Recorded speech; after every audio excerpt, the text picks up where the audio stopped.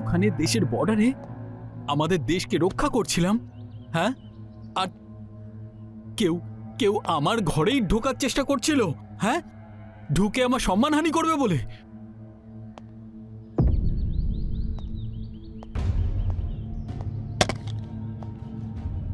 দেখ, আমি তোকে বলে রাখলাম, আমি মিথ্যে কথা একদম সহ্য করতে পারি না। মায়ের দিব্যি বলছি, এখন সত্যি কথা বল, তোদের দুজনের মধ্যে কি আছে? দাদা, দাদা, প্লিজ প্লিজ আমাকে ক্ষমা করে দিন। আমি আমি আবেগে চলে এসেছিলাম। আজকের পর থেকে আপনার বাড়ির আশেপাশে আমি আর আসবো না। Promise, please. এই যে খারাপ কাজটা করার সেটা তো তোমরা করে ফেলেছো, এখন আমি করবোটা কি? হ্যাঁ, ব্যাস আর একটা মাত্র চান্স। যে ভুলটা হয়ে গেছে ভেবে নিন শেষ ভুল এটা। আর আমি আপনার মায়ের ব্যাপারে সত্যি কিচ্ছু জানি না।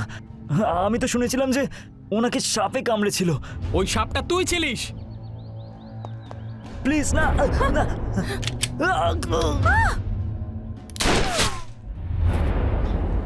আমি বলেছিলাম নাকি আমি মিথ্যা একদমই পছন্দ করি না। হ্যাঁ, এই তো ভুল করেছে, কিন্তু এই ভুলটা তুমি করবে না। বলো সত্যিটা বলো। সত্যি শুনতে চাইছো তুমি?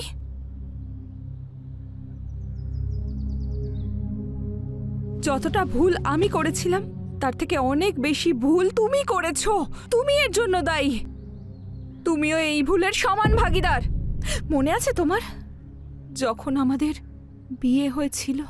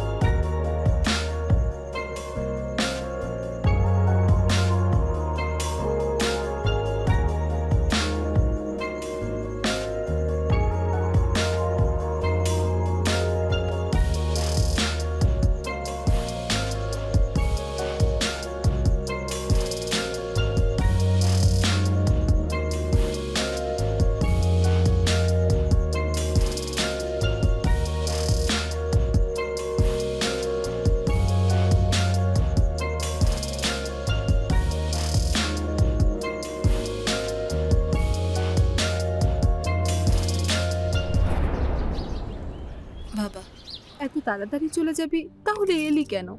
মা, আমাকে যেতেই হবে, আর্জেন্ট আছে। ওই বর্ডারে বাইরের দেশের লোক ঢুকে গেছে, তাই ওয়ারের সম্ভাবনা আছে, তো আমাকে যেতেই হবে। ঠিক আছে বাবা, কিন্তু নিজের খেয়াল রেখো, আর যখনই সময় পাবে ফোন নিশ্চয়ই করো। একদম বাবা।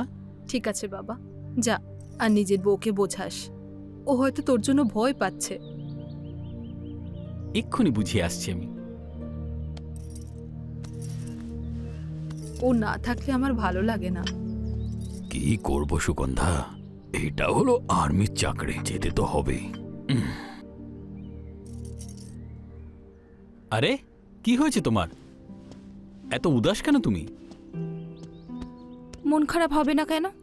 জানি না এইবার তুমি কতদিনের জন্য যাচ্ছ, আর এইবার ওখানে যদি তোমার কিছু হয়ে যায় তখন আমার কি হবে? আরে বাবা, আমার কিচ্ছু হবে না। পণ্ডিত বলেছেন আমার দীর্ঘ আয়ু আছে, আমি অনেক দিন বাঁচব। আমার আয়ু যেন তোমার হয়। তবে জানি না তুমি কতদিনের পর ফিরবে, তাই আমাকে একটু রোম্যান্স করতে দাও। আরে আরে দরজাটা বন্ধ করতে দাও না। দরজা কেন বন্ধ করব? ওনারা তো জানেন যে হাজব্যান্ড ওয়াইফ কি করে রুমে, এর কোনো প্রয়োজন নেই।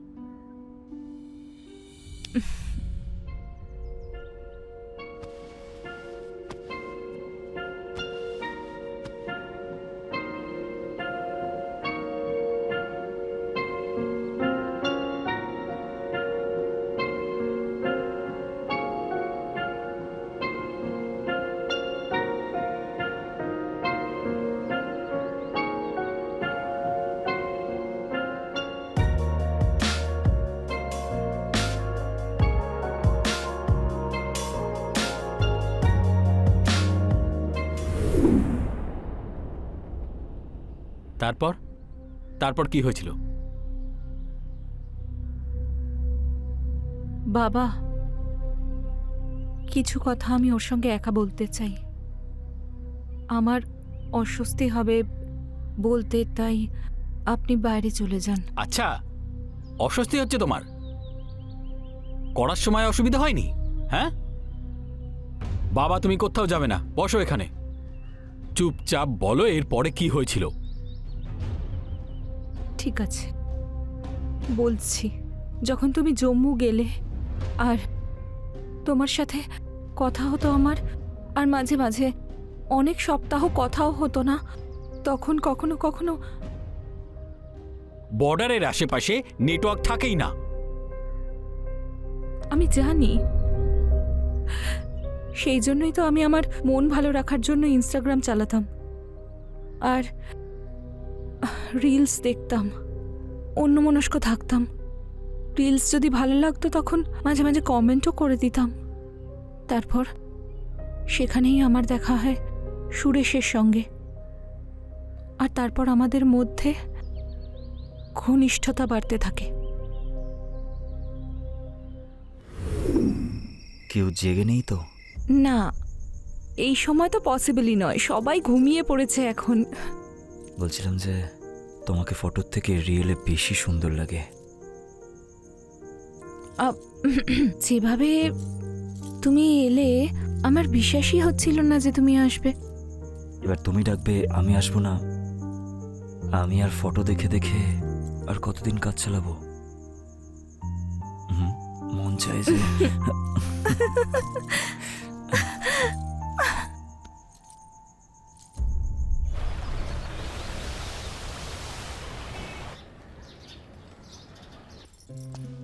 মা মা, আপনার কি কিছু চাই? না না মা, কিছু লাগবে না। আমি ডাক্তারের কাছে যাচ্ছি, আর ওখান থেকে ফিরতে দেরি হবে, কারণ ওখানে অনেক ভিড় থাকে। যদি তোমার কিছু লাগে তাহলে বলে দিও। না না মা, আমার কিছু চাই না। ঠিক আছে, তবুও যদি কিছু প্রয়োজন হয় তাহলে ফোন করে দিও। ঠিক আছে মা? আচ্ছা ঠিক আছে মা, আসছি আমি। হ্যাঁ।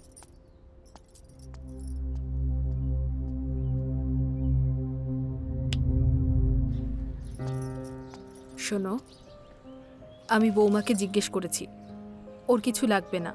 চলো ডাক্তারের কাছে। ঠিক আছে, চলো। হুম।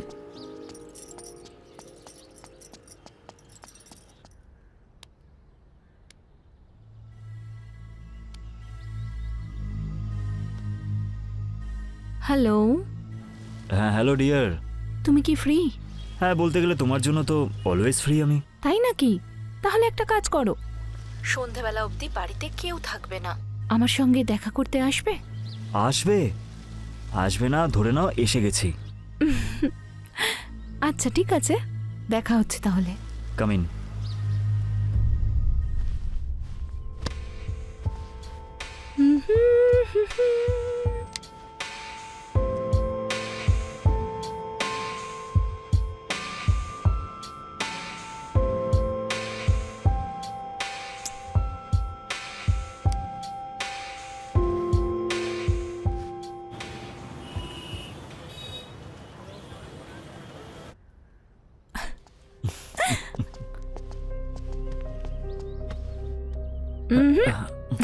এত তাড়াহুড়ো করছো কেন? সন্ধে অবধি সময় আছে আমাদের কাছে। কিন্তু তোমার সাথে তো কাটানোর সময় চট করে চলে যায়, আর আমি প্রত্যেকটা সময়ের উপভোগ করতে চাই। আরে একটু দাঁড়াও না।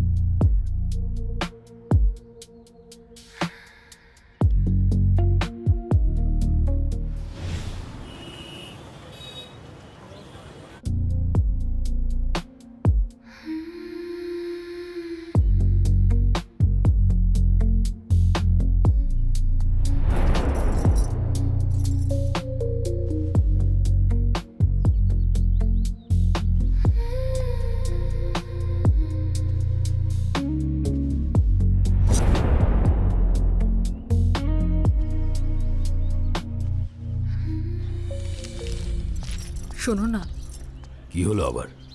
ওই আমরা তো সব জিনিস নিয়ে এসেছি, কিন্তু চা পাতা আনা হয়নি। চা খেতে খুব ইচ্ছে করছে, প্লিজ নিয়ে এসো না একটু চা পাতা। ঠিক আছে, কতবার বাজারে পাঠাবে?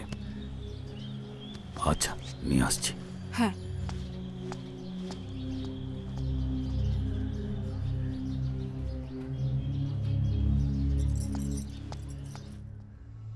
মন চাই যে এসব কি হচ্ছে আমার বাড়িতে? মা, আপনি আপনি এত তাড়াতাড়ি চলে এলেন? এই কিছুই না এগুলো। আমার সঙ্গে বেশি চালাকি করার চেষ্টা করবে না। আমি সব কিছু দেখে নিয়েছি, জানি বয়স কম, স্বামীকে ছাড়া থাকতে কষ্ট হয়, কিন্তু এসবও ঠিক নয়। ওকে তাড়াতাড়ি বাড়ি থেকে বের করো। আমি তোমার বাবাকে বাইরে পাঠিয়েছি, উনি ফিরে আসার আগে ওকে বের করে দাও। ঠিক আছে মা। আর কখনো এই সব ঘটনা যেন না ঘটে এই বাড়িতে, বুঝেছো? হ্যাঁ মা।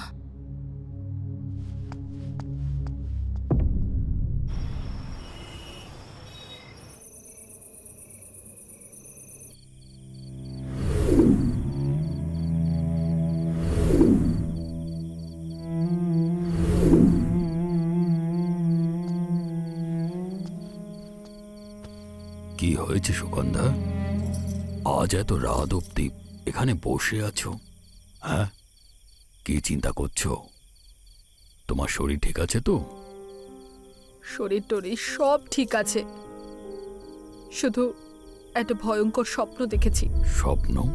হ্যাঁ, তখন থেকেই আর ঘুম আসছে না। চল, কোনো ব্যাপার না, চিন্তা করো না তুমি। চলো শুয়ে পড়ো, ওঠো, চলো গিয়ে শুই। তুমি যাও, আমি একটু পরে যাচ্ছি। ঠিক আছে, ওকে। হ্যাঁ।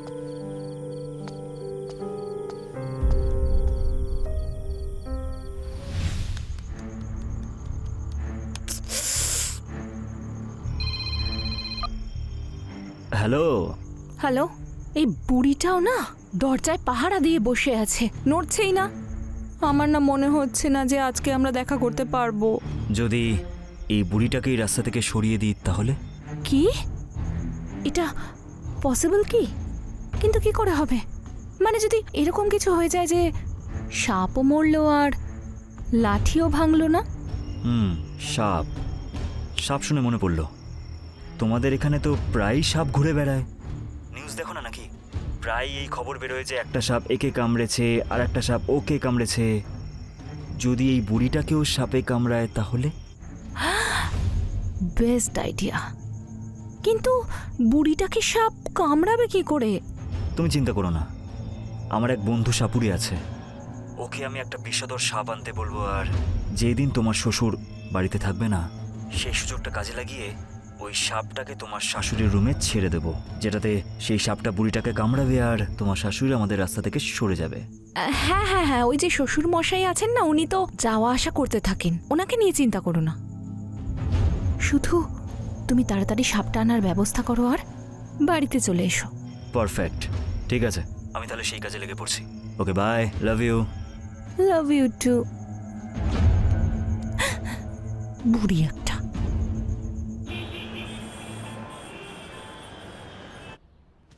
আরে সুগন্ধা, আরে কোথায় আছো তুমি? তাড়াতাড়ি। আমাকে ছাড়া তো চলতেই পারো না। এই নাও মোবাইল, আর এই হলো পার্স। আচ্ছা। আর নিজের বন্ধুদের সঙ্গে না বেশি শরবত খেয়ে ফেলো না।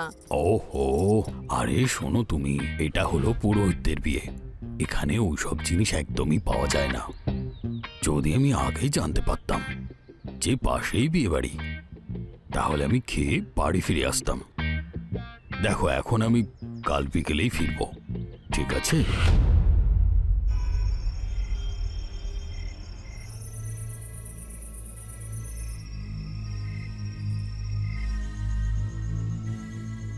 কোথায় আছো তুমি? বুড়িটা এখন ঘুমোচ্ছে, জেগে গেলে তখন? আরে তোমার গেটেই দাঁড়িয়ে আছি। তা ওখানে কি করছো? তাড়াতাড়ি এসো না। হ্যাঁ, আসছি আমি।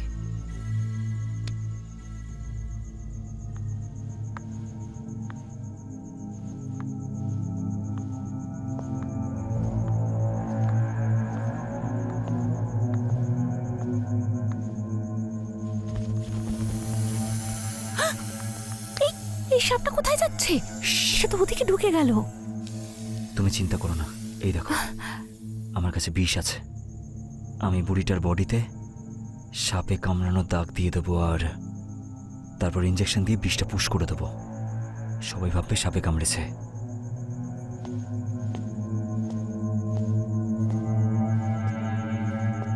আস্তে, খুব সাবধানে। মা, আপনি? তোমরা দুজন আমার ঘরে কি করছো? চুপ! আরে বালিশটা দাও। চেপে নাও।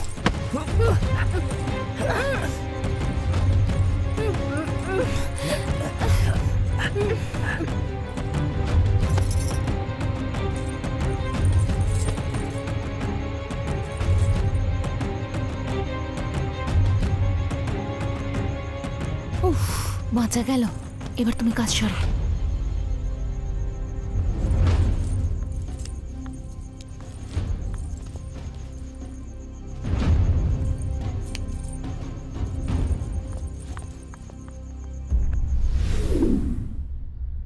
এর পরের কথা আমি বলছি। তোমার মা মারা গেছিল 10 দিন হয়েছে। এখানেই আমি ঘরে বসে ভাবছিলাম সুগন্ধাকে সাপে কামড়েছিল। এটা তো সত্যি কথা, কেননা সেই দিন ঘরে সাপ এসেছিল, সেটা পাশের লোকই বলছিল। আর পোস্টমর্টম রিপোর্ট থেকে এটা কনফার্ম হয়ে গেছিল যে সুগন্ধার মৃত্যু সাপে কামড়ানোর জন্যই হয়েছিল। কিন্তু ও হার্ট অ্যাটাকেরও কথা বলেছিল। তাহলে যখন হার্ট অ্যাটাক হয়েছিল বৌমার কাছ থেকে কোনো সাহায্য চায়নি? তাছাড়া যদি সাপ কামড়ায় তাহলে বৌমার কাছ থেকে সাহায্য চেয়েছিল না? এসব আমি কি ভাবছি? আরে কিছু একটা পড়ার আওয়াজ পেলাম।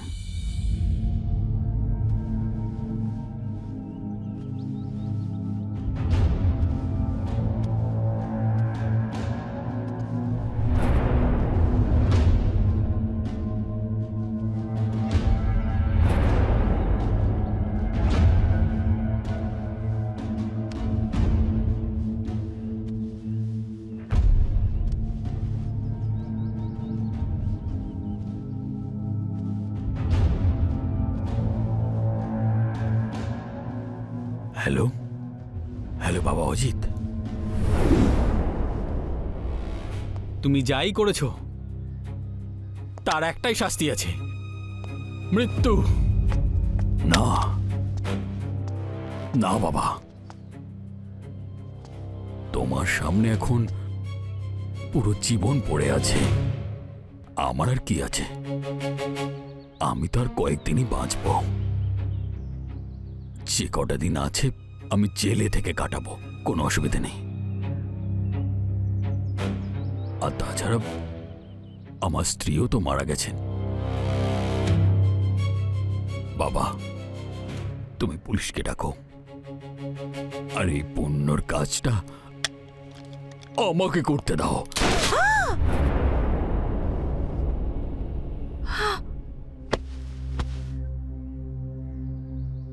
Hello police station.